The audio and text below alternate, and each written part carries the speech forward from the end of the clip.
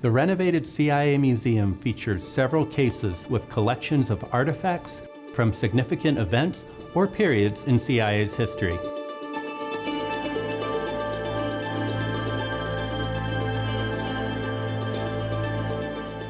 The CIA took to the sky like never before during the Cold War. This exhibit section gives you an insider's look into CIA's photo reconnaissance missions.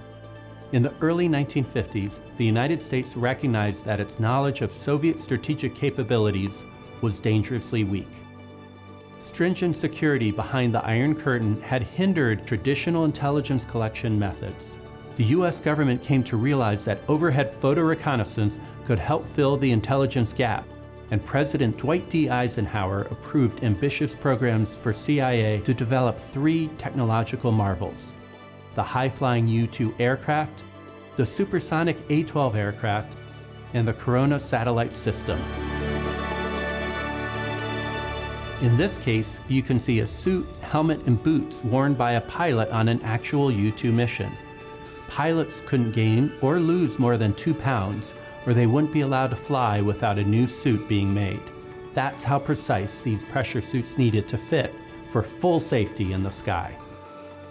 This is the U-2 model created for pilot Francis Gary Powers' Senate testimony. He was shot down over the Soviet Union and later returned to the U.S. in a prisoner swap.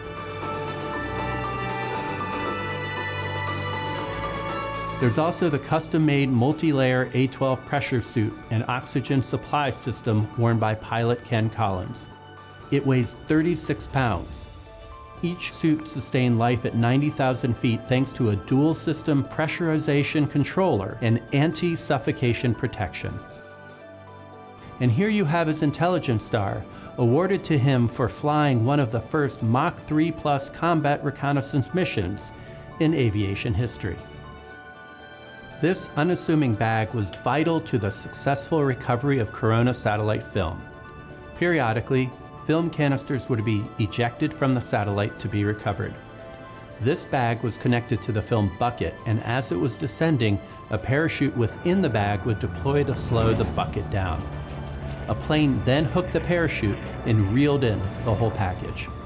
The tools and equipment shown in this case were used by CIA imagery analysts. The resulting intelligence products, starting with photographs taken by the U-2, made an enormous difference to the U.S., enabling it to progress from sophisticated guesswork about Soviet capabilities to evidence-based analysis. These technological and engineering breakthroughs, combined with the techniques of highly skilled analysts, helped the CIA pierce the Iron Curtain and keep the Cold War cold.